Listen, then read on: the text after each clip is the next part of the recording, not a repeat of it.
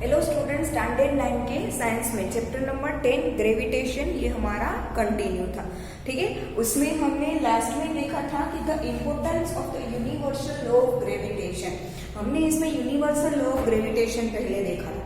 ठीक है, फिर हम अब उसका देखेंगे importance of universal law of gravitation. ठीक है, वो हमने लास्ट लेक्चर में देख लिया था। ठीक है, आज हम देखेंगे फ्री फॉल। तो बुक में से देख के जाते हैं और समझते जाते हैं। ठीक है, free fall. Now let us try to understand the meaning of free fall by performing this activity। Free fall क्या होता है वो हम एक एक्टिविटी करके देखते हैं। एक्टिविटी में क्या करना है, आप घर पे कर सकते हो। ठीक है, देखो एक्टिविटी में क्या करना है कि टेक अ स्टोन, छोटा सा पत्थर लो, फिर थ्रो इट अपवर्ड, ऊपर फेंको। ठीक है, it reaches a certain height and then it starts falling down. आपके हाथ में एक पत्थर हो, ऊपर फेंको, थोड़ा सा ऊपर जाएगा, सर्टेन हाइट, थोड़ा सा ऊपर जाएगा, फिर वो खुद नीचे आने लगेगा। ये बस यही एक्टिविटी है। एक्टिविटी में और कुछ नहीं करना। ठीक है, वो तो हम रेगुलरली, आप बॉयज तो क्रिकेट खेलते हैं तो बॉल को ऐसे उछालते ही होंगे, तो उन लोगों को तो पता है कि उछालेंगे थोड़ी हाइट तक जाएगा, फिर वो अपने आप खुद नीचे आ जाएगा। तो we have learned that the earth attracts objects towards it. आगे हमने देखा कि अर्थ है वो किसी भी ऑब्जेक्ट को अपने तरफ अट्रैक्ट करता है। ठीक है, तो आपने फोर्स देके बॉल को या तो स्टोन को ऊपर फेंका तो थोड़ी सी हाइट तक जाएगा, आपने फोर्स दिया है इसलिए, पर फिर उस फोर्स के ऊपर जाके अर्थ है वो अपना ग्रेविटेशनल फोर्स लगा के उस चीज को नीचे खींच लेगी। ठीक है, this is due to the gravitational force. Whenever objects fall towards the earth under this force alone, we state that the objects are in free fall। ठीक है, आपने बॉल ऊपर फेंका, खुद वो नीचे आया, मतलब कि ओनली अर्थ का ग्रेविटेशनल फोर्स ही लगा, और वो gravitational only because of the gravitational force वो चीज नीचे आती है। ठीक है, तो हम उसे बोलेंगे फ्री फॉल। आया समझ में? ठीक है, because of only and only gravitational force अगर वो चीज अर्थ की तरफ नीचे आती है तो उसे हम क्या बोलेंगे? फ्री फॉल बोलेंगे। ठीक है, is there any change in the velocity of falling objects? Yes. ठीक है, वो ऑब्जेक्ट जैसे ही नीचे गिरेगा, जैसे वो नीचे आता जाएगा वैसे उसकी वेलोसिटी बढ़ती जाएगी। क्यों? क्योंकि अर्थ से डिस्टेंस कम होता जाएगा। और अभी हमने यूनिवर्सल लॉ में हमने देखा था कि जैसे डिस्टेंस कम होगा वैसे फोर्स ज्यादा होगी, क्योंकि distance and force both are inversely proportional. तो जैसे जैसे ऊपर से नीचे आता जाएगा वैसे उससे अर्थ का डिस्टेंस कम होता जाएगा। ठीक है, जैसे ही मानो कि ये बुक अभी यहाँ है, जैसे जैसे नीचे गिरती जाएगी वैसे उसका अर्थ से डिस्टेंस कम होता जाएगा ना, तो जैसे डिस्टेंस कम होगा वैसे फोर्स बढ़ेगा। ठीक है, फोर्स बढ़ेगा, जैसे फोर्स ज्यादा आएगा वो जल्दी से अपनी तरफ खींचेगी। किसी भी चीज को फोर्स ज्यादा लगता है, ठीक है, तो वो जल्दी से अपनी तरफ खींचेगा। तो जैसे वो नीचे आता जाएगा वैसे खिंचाव ज्यादा होता जाएगा, तो खिंचाव ज्यादा होने की वजह से वेलोसिटी भी इंक्रीज होती जाएगी। क्लियर? ठीक है, while falling there is no change in the direction of motion of the object. Direction में कोई चेंज नहीं होता, क्योंकि वो नीचे गिर रहा है तो वो नीचे की डायरेक्शन में ही जाएगा, डायरेक्शन में कोई चेंज नहीं होता। But due to the earth's attraction there will be a change in the magnitude of the velocity. Velocity की मैग्नीट्यूड में मतलब कि वेलोसिटी की वैल्यू इंक्रीज होती जाएगी ड्यू टू द अट्रैक्शन। नीचे आता जाएगा, अट्रैक्शन बढ़ता जाएगा, जैसे अट्रैक्शन बढ़ता जाएगा वैसे वो जल्दी से अपनी नीचे खींचेगी, जल्दी खींचेगी तो वेलोसिटी बढ़ती जाएगी। ठीक है, any change in velocity involves acceleration. अब वेलोसिटी में चेंज होता है तो वो क्या होता है? एक्सीलरेशन, चाहे वो वेलोसिटी की मैग्नीट्यूड में चेंज हो या तो वेलोसिटी की डायरेक्शन में चेंज हो। ठीक है, यहाँ पे मैग्नीट्यूड में चेंज हो रहा है, दैट मीन्स कि क्या मिलेगा हमें? एक्सीलरेशन।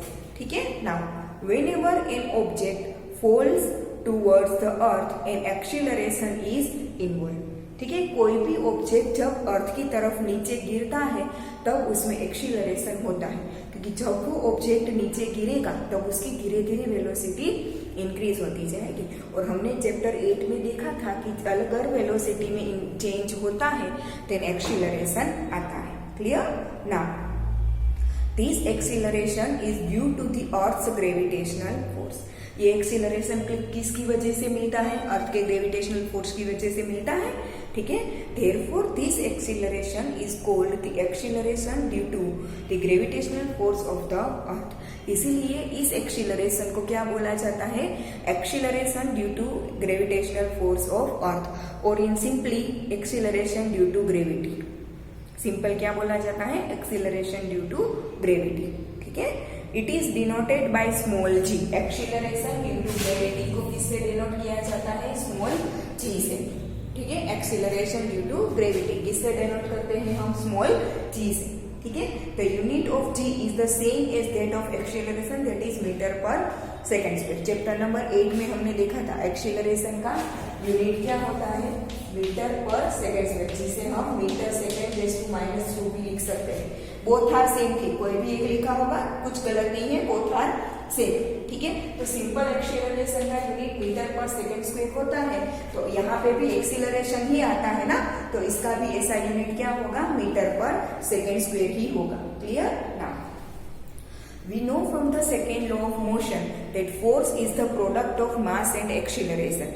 हमने second law of motion chapter 9 में देखा था, force is the product of mass and acceleration, F is equal to ma देखा था ना हमने चैप्टर 9 में second law of motion में। ठीक है, now let the mass of the stone in activity be m। ठीक है, हमने जो ऊपर स्टोन नीचे फेंका था, अभी एक्टिविटी हमने देखी ना, उसमें हमने देखा था कि स्टोन ऊपर फेंकते हैं तो थोड़ी हाइट तक जाएगा, सर्टेन हाइट तक, फिर वो नीचे आ जाएगा। तो मानो कि वो स्टोन का मास क्या है? m। ठीक है, स्टोन का मास है m। ठीक है ना, we already know that there is acceleration involved in falling objects due to the gravitational force and is denoted by g। ठीक है, तो यहाँ पे मास m a मतलब क्या है? Mass and acceleration. तो यहाँ पे मास m एंड एक्सीलरेशन कितना है? g है, तो यहाँ पे क्या होगा? F is equal to m g। Clear? Now therefore the magnitude of the gravitational force F will be equal to the product of mass and acceleration due to the gravitational force, that is mg। तो यहाँ पे F हमें क्या मिलेगा? mg। यहाँ पे एक ही जगह पे सिर्फ g आ जाएगा। क्लियर? ठीक है ना, फ्रॉम इक्वेशन 10.4 एंड 10.6। अब 10.4 एंड 10.6 क्या है? 10.4 इक्वेशन क्या था? F is equal to gmm upon d square। आगे देखो, पेज आपका बुक का घुमा के आप देखोगे तो ये वाला equation F is equal to gmm upon d square, इस इक्वेशन को लिखा है 10.4 and F is equal to mg, इस इक्वेशन को लिखा है 10.6। ठीक है, इन दोनों इक्वेशन की ऊपर से दोनों में f है, तो दोनों में से f निकल जाएगा, तो हमें क्या मिलेगा? mg is equal to gmm upon d square मिलेगा। क्या मिलेगा? दोनों में से f निकालो, दोनों की कंपैरिजन होगी, तो क्या मिलेगा? mg is equal to gmm upon d square, जहां पे कैपिटल G क्या था? ग्रेविटेशनल कांस्टेंट, कैपिटल M क्या था? Mass of earth, and capital M मतलब कि ऑब्जेक्ट का मास, जो कि यहाँ पे है स्टोन का मास। ठीक है, तो दोनों साइड m कैंसिल हो जाएगा, सेम है तो दोनों साइड m कैंसिल, तो क्या मिलेगा मुझे? G is equal to gm upon d square. Clear? ये small g and capital G अलग अलग है। हाँ, capital G is gravitational constant and small g is acceleration due to gravity, दोनों मिक्स मत करना। ठीक है, capital G is gravitational constant and small g is acceleration due to gravity. तो G इज इक्वल टू क्या मिला? gm upon d square, where m is the mass of the earth. Capital M क्या है? Mass of the earth, and d is the distance between the object and the earth. आपने stone फेंका था, तो stone और अर्थ के बीच का distance क्या होगा? Small d। ठीक है, let an object be on और near the surface of the earth. ठीक है, अगर कोई ऑब्जेक्ट है, ठीक है, वो अर्थ पे ऊपर गिरा होगा, अर्थ के सरफेस पर पड़ा होगा, या तो उससे थोड़ी सी हाइट पे होगा। ठीक है, the distance d in equation will be equal to capital R। ठीक है, अगर देखो कोई चीज है वो अर्थ पे पड़ी होगी, अर्थ के सरफेस पे पड़ी होगी, तो ऑब्वियसली अर्थ के सरफेस और सेंटर का डिस्टेंस मतलब कि radius of earth capital R। अगर कोई चीज सरफेस पे पड़ी है तो उसके रेडियस जितना ही अर्थ से डिस्टेंस बोल सकते हैं ना हम। ठीक है, डिस्टेंस हम कहाँ से मेजर करते हैं? सेंटर से। ठीक है, आगे के लेक्चर्स में मैंने समझाया था, कोई भी ऑब्जेक्ट के बीच का डिस्टेंस हम कहाँ से लेते हैं? सेंटर से। ठीक है, और अर्थ से अगर थोड़ी सी हाइट पे भी हो तो भी उसे R ही लेते हैं। ठीक है, क्योंकि अर्थ की रेडियस के कंपैरिजन में अगर अर्थ से 2-4 मीटर ऊपर हो तो वो 2-4 मीटर अर्थ की रेडियस के कंपैरिजन में नेग्लिजिबल है, क्योंकि अर्थ की रेडियस तो कितने किलोमीटर्स में आती है। ठीक है, तो यहाँ जगह पे क्या लेंगे, आर लेंगे। ठीक है, तो हमारा जो इक्वेशन था वो क्या बनेगा, यहाँ पे डी की जगह पे आर ले लो तो हमें जी क्या मिलेगा, capital G capital M upon R square, where R is the radius of the earth, मिलेगा आंसर। ठीक है, डी की जगह पे आर ले लिया। तो earth is not a perfect sphere, earth है वो कोई परफेक्ट स्फीयर नहीं है, हमें पता है। पोल्स के ऊपर थोड़ी सी दबी हुई है और इक्वेटर्स में से थोड़ी फुली हुई है। ठीक है, as the radius of the earth increases from the poles to the equator. ठीक है, इक्वेटर्स पे फुली हुई है और पोल्स पे थोड़ी दबी हुई है। ठीक है, तो इक्वेटर्स पे रेडियस अर्थ की ज्यादा होगी और पोल्स पे कम होगी, यही बोला है। देखो, as the radius of the earth increases from the poles to the equator, तो पोल्स से जैसे इक्वेटर तरफ आएंगे वैसे अर्थ का रेडियस क्या होता जाएगा, थोड़ा थोड़ा थोड़ा थोड़ा बढ़ता जाएगा। ठीक है, तो value of g becomes greater at the poles than at the equator, क्योंकि पोल्स की रेडियस कम है तो ये जितना कम होगा उतना ये कैपिटल जी स्मॉल जी क्या होगा, बड़ा होगा, क्योंकि देखो दोनों इनवर्स है। ठीक है, तो पोल्स पे रेडियस कम होगी तो पोल्स पे जी की वैल्यू ज्यादा होगी। ठीक है, जबकि इक्वेटर पे रेडियस ज्यादा होगी तो इक्वेटर पे जी की वैल्यू कम होगी। ठीक है, तो इक्वेटर की कंपैरिजन में पोल्स के ऊपर gravitational acceleration due to gravity small G की वैल्यू इक्वेटर की कंपैरिजन में पोल पे क्या होगी, ज्यादा होगी। क्लियर? ठीक है, now for most calculations we can take small g to be more or less constant on or near the earth। ठीक है, इसीलिए to be for most calculation, generally कोई भी कैलकुलेशन के लिए पोल पे हो या इक्वेटर पे हो या तो अर्थ से थोड़े से डिस्टेंस पे हो, सभी जगह पे जी की एक कांस्टेंट वैल्यू ली जाती है। ठीक है, अभी हमने देखा कि पोल पे जी की वैल्यू इक्वेटर के कंपैरिजन में पोल पे थोड़ी ज्यादा होगी, बट वो कोई बहुत ज्यादा डिफरेंस नहीं होगा, इसीलिए सभी जगह पे कांस्टेंट एक वैल्यू ली जाती है। पोल पे भी इक्वेटर पे भी, और अर्थ से थोड़ा सा ऊपर होगा तो भी जी की वैल्यू वही ली जाती है। ठीक है, but for objects far from the earth the acceleration due to gravitational force of earth is given by equation। अगर अर्थ से बहुत दूर है, जैसे कि मून वगैरह या तो कोई सैटेलाइट ऊपर छोड़ा हो, ठीक है, तो अर्थ से अगर डिस्टेंस ज्यादा होगा तो फिर हम आर नहीं ले सकते, तो हम डी लेंगे और वो डिस्टेंस कितना है वो देखेंगे। ठीक है, अर्थ से थोड़ा सा ऊपर होगा, सपोज कि 10 सेंटीमीटर है तो वो बहुत ज्यादा नहीं बोला जाएगा, तो उसमें हम आर ले सकते हैं। ठीक है, बट अगर ऑब्जेक्ट है वो अर्थ से बहुत ज्यादा ऊपर हो तो फिर उसमें आर नहीं ली जाता, उसमें ये लिया जाता है। और डी की वैल्यू क्या आएगी, जो डिस्टेंस हमने लिया होगा वो। क्लियर? ना to calculate the value of small G की वैल्यू कैसे कैलकुलेट की जाती है।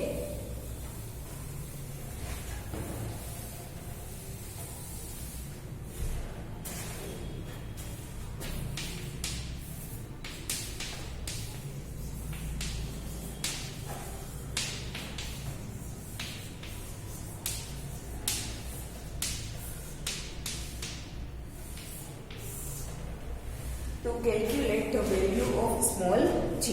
To calculate the value of small g, we should put the values of capital G। देखो g का इक्वेशन क्या था, small g is equal to capital G capital M upon R square। ठीक है, तो उसमें हमें g, m और r की वैल्यूज पुट करनी पड़ेगी। ठीक है, वो तीनों क्या है, g मतलब ग्रेविटेशनल कांस्टेंट, m मतलब mass of earth and r मतलब रेडियस ऑफ अर्थ। ठीक है, वो तीनों की वैल्यू हमें यहाँ पे दी है। कैपिटल जी की वैल्यू है 6.7 multiply by 10⁻⁻11 newton metre square per kilogram की स्पीड। ये वैल्यू क्या है वो हमने आगे देख लिया है आगे के लेक्चर्स में। ठीक है, नाउ फिर capital M that is mass of earth is 6 × 10⁻24 kg। सोचो 6 × 10⁻24 kg, मतलब कि 6 के बाद आप 24 जीरो लगाओगे उतने केजी अर्थ का मास है। ठीक है, and capital R is equal to radius of earth that is 6.4 multiply by 10⁻6 metre. कितना है देखो, 6.4 मल्टीप्लाई बाय 10⁻6 मीटर, मतलब कि 6.4 के बाद आप 6 जीरोस लगाओगे तो यहाँ पे पॉइंट छोड़ दो, तो 64 के बाद 5 जीरो लगाओ। सोचो 64 के बाद 5 जीरो लगाओ इतने मीटर। ठीक है, तो ये हो गई वैल्यू। ये सारी वैल्यूज इसमें पुट कर देंगे हम, capital G, capital M, capital R की वैल्यू इसमें रख दे तो हमें क्या मिल जाएगा, स्मॉल जी मिल जाएगा। कैसे मिलेगा देखो, small g is equal to capital g की वैल्यू है 6.7 मल्टीप्लाई बाय 10⁻11। ठीक है, कैपिटल एम है 6 × 10⁻24 और कैपिटल आर की वैल्यू है 6.4 × 10⁻6। ठीक है, उसका क्या है, स्क्वायर है, तो हम क्या करेंगे, 2 बार करेंगे, मतलब कि 6.4 10⁻6 उसका हम क्या लेंगे, स्क्वायर लेंगे। ठीक है, 6.4 × 10⁻6 का स्क्वायर। सबका अगर कैलकुलेशन इन सबका किया जाए तो आंसर मिलता है 9.8। कितना मिलता है, 9.8। Small g is equal to 9.8 और एक्सीलरेशन है तो यूनिट क्या आएगा, मीटर पर सेकेंड स्क्वायर। ये वैल्यू आपको याद रखनी है स्मॉल जी की। ये कैलकुलेशन ये सब कुछ याद रखने की जरूरत नहीं है, याद रखो जी इज 9.8। हाँ, अगर पूरा कैसे कैलकुलेशन होता है वो एग्जाम में पूछा गया तो पूरा लिखना पड़ेगा, मतलब कि आपको ये सारी वैल्यूज याद रखनी है। ठीक है, कैपिटल जी कितना होता है, कैपिटल एम कितना होता है, कैपिटल आर कितना होता है, ये सारी वैल्यूज आपको याद रखनी है। अगर एग्जाम में पूछे 2 मार्क में तो ये पूरा आपको कैलकुलेशन दिखाना पड़ेगा। ठीक है, फिर यहाँ से ये सब कुछ वैल्यू पुट करके फिर यहाँ से ये 9.8 कैसे आया वो दिखाने की जरूरत नहीं है। ये सब कुछ लिखने के बाद डायरेक्ट आंसर 9.8 लिख दोगे तो चलेगा। ठीक है, ये सब कुछ कैलकुलेट करके ये कैसे आया वो दिखाने की जरूरत नहीं है। इस स्टेप के बाद डायरेक्टली 9.8 आंसर लिख दोगे तो चलेगा। ठीक है, तो स्मॉल जी की वैल्यू क्या मिली, 9.8 मीटर पर second square. Thus the value of acceleration due to gravity of the earth is equal to 9.8 meter per second square. Clear? Now, motion of objects under the influence of gravitational force of the earth. ठीक है, अर्थ की gravitational force की वजह से object की motion कैसे होती है। ठीक है, motion of objects under the influence of gravitational force of अर्थ। ठीक है, अर्थ के ग्रेविटेशनल फोर्स की वजह से ऑब्जेक्ट है वो मोशन कैसे करता है। Let us do an activity to understand whether all objects hollow और सॉलिड, बिग और small, will fall from a height at the same rate. ठीक है, कोई होलो मतलब कि एक आपने ऐसे लिया कि अंदर से खाली चीज हो, जैसे कि एक बॉक्स पैक करके बॉक्स रखा हो पर वो अंदर खाली हो तो उसे होलो चीज बोलेंगे। ठीक है, होलो और सॉलिड, सॉलिड मतलब कि जो पूरा भरा हुआ हो, जैसे कि स्टोन अंदर खाली होता है, स्टोन नहीं होता ना, तो उसे बोलते हैं पूरा रिजिड सॉलिड। ठीक है, फिर बिग या तो स्मॉल, छोटी हो या बड़ी चीज कोई भी हो। ठीक है, will fall from a height at the same rate. अगर कहीं से छोड़ा जाए तो एक हाइट से वो सेम रेट से नीचे गिरती है। ठीक है, वो एक एक्टिविटी करके देखते हैं। Take a sheet of paper and a stone, drop them simultaneously from the first floor of a building, observe whether both of them reach the ground simultaneously. ऊपर से एक पेपर का टुकड़ा, एक पेपर आपके पास नोटबुक का खाली पेपर हो वो फाड़ लो, उसे और स्टोन को एक फर्स्ट फ्लोर पे खड़े रहो और टेरेस के ऊपर से दोनों को गिराओ, दोनों सेम रेट से नीचे गिरते हैं कि नहीं वो देखो। ठीक है, now we see that paper reaches the ground little later than the stone. हमें ऐसा दिखेगा कि स्टोन है वो जल्दी से पहुंचता है, बट पेपर को ग्राउंड पर पहुंचने में थोड़ी देर लगती है। ठीक है, now this happens because of air resistance. Air resistance की वजह से हवा चलती है तो स्टोन के ऊपर हवा की असर नहीं होगी, पर पेपर है वो हवा की वजह से थोड़ा बहुत ऐसे ऐसे लड़खड़ाएगा फिर नीचे गिरेगा। ठीक है, now the air offers resistance due to friction to the motion of the falling objects. The resistance offered by air to the paper is more than the resistance offered to the stone. Stone को जो air की वजह से resistance मिलता है वो बहुत कम है तो वो नेग्लेक्ट कर देता है, नीचे जल्दी गिर जाता है, बट पेपर हल्का होता है इसलिए वो हवा में थोड़ा लहराएगा फिर नीचे गिरेगा। ठीक है, if we do the experiment in a glass jar from which air has been sucked out, the paper and the stone would fall at the same rate. ठीक है, सेम एक्सपीरियंस अगर हम एक ग्लास की जार लेके करें कि जिसमें से हमने एयर पूरी निकाल दी हो तो फिर उसमें कोई फर्क नहीं आएगा, तो स्टोन और पेपर दोनों सेम रेट से नीचे गिरेंगे। We know that an object experiences acceleration during free fall. जब कोई भी ऑब्जेक्ट फ्री फॉल ऊपर से नीचे गिरता है तब उसे एक्सीलरेशन की वजह से वो गिरता है, उस पर एक्सीलरेशन लगता है। नाउ फ्रॉम इक्वेशन 10.9, इक्वेशन 10.9 क्या मिला हमें लास्ट में, ये वाला, small g is equal to capital G capital M upon capital R square. ठीक है, तो ये इक्वेशन के ऊपर से this acceleration experienced by an object is independent of its mass. ठीक है, तो ये एक्सीलरेशन हमें यहाँ पे देखो स्मॉल g है, उसमें हमें कहीं पे भी ऑब्जेक्ट का मास नहीं मिला। कैपिटल M मास है वो सिर्फ अर्थ का है, तो वो ऑब्जेक्ट के मास पर डिपेंड नहीं करता।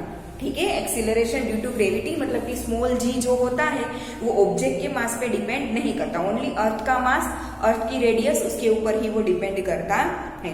This means that all objects hollow और सॉलिड बिग और small should fall at the same rate. ठीक है, दैट मीन्स कि सारे ऑब्जेक्ट को अर्थ के ग्रेविटेशन फोर्स की वजह से सेम रेट से नीचे आना चाहिए। हाँ, बट हवा का इन्फ्लुएंस बीच में आएगा, बट अगर हवा नहीं होगी तो सारे ऑब्जेक्ट सेम रेट से ही नीचे आएंगे, किसी पे कम लगेगा किसी पे ज्यादा लगेगा ऐसा नहीं होगा। ठीक है, हवा नहीं होगी तो सबका रेट सेम ही होगा। ठीक है, according to a story Galileo dropped different objects from the top of the leaning tower of Pisa in Italy to prove the same. ये चीज हमने जो देखी कि सारे ऑब्जेक्ट सेम रेट से नीचे गिरते हैं, ये समझाने के लिए गैलीलियो नाम के साइंटिस्ट ने ऐसा बोला जाता है कि इटली में जो लीनिंग टावर ऑफ पीसा है ना, ठीक है, हमारे 8 वंडर्स में आता है, वहां पे चढ़ के उसने ये एक्सपेरिमेंट किए थे समझाने के लिए। ठीक है, as g is constant near the earth, all the equation for the uniformly accelerated motion of objects become valid with acceleration a replaced by g। ठीक है, हमने चैप्टर 8 में मोशन के इक्वेशंस देखे थे, ये वाले v is equal to u plus at, s is equal to ut plus 1/2 at square and v square is equal to u square plus 2as। Chapter 8 में हमने ये इक्वेशन ऑफ मोशंस देखे थे। ठीक है, तो ये सारे इक्वेशन यहाँ पे भी अप्लाई होंगे, पर हमें क्या करना पड़ेगा, ओनली सब में एक ही जगह पे हमें लिख देंगे g। ठीक है, और कुछ चेंज नहीं आएगा, सब में सिर्फ एक ही जगह पे g और कुछ चेंज नहीं आएगा। ठीक है, तो सेम इक्वेशन यहाँ पे भी अप्लाई होंगे, where u and v are the initial and final velocities, u initial velocity, v final velocity, s is the distance covered in time t। ठीक है, s है वो ऑब्जेक्ट t टाइम में कितना डिस्टेंस कवर करता है वो है। ठीक है, in applying these equations we will take acceleration a to be positive when it is in the direction of the velocity, that is in the direction of motion. अगर object नीचे गिरता है तो हम क्या लेंगे, a पॉजिटिव लेंगे क्योंकि वो मोशन की डायरेक्शन में ही आएगा। अगर कोई ऑब्जेक्ट ऊपर जा रहा है तो वो माइनस आएगा। ठीक है, the acceleration a will be taken as negative when it opposes the motion. ठीक है, अगर एक्सीलरेशन है वो मोशन को ओपोज करता है देन इट इज नेगेटिव, और मोशन की डायरेक्शन में ही एक्सीलरेशन भी हो देन एक्सीलरेशन पॉजिटिव। मोशन इस तरफ हो, एक्सीलरेशन इस तरफ लगता हो तो नेगेटिव आएगा, दोनों एक डायरेक्शन में हो तो पॉजिटिव आएगा। क्लियर? ठीक है, तो ये हो गया कि ग्रेविटेशनल का ऑब्जेक्ट की मोशन पे क्या इन्फ्लुएंस है। ठीक है, हमने समझ लिया। उसके बाद ये एग्जाम्पल 10.2, 10.3, बट हमें एग्जाम्पल मैंने आपको पहले भी बोल दिया है कि इस चैप्टर के कोई भी एग्जाम्पल हमारे सिलेबस में नहीं है, तो एग्जाम्पल 10.2, 10.3 करने की जरूरत नहीं है। अब इसके बाद का टॉपिक है मास एंड वेट, तो वो हम नेक्स्ट लेक्चर में देखेंगे। आज हम यहाँ तक रखते हैं। ठीक है।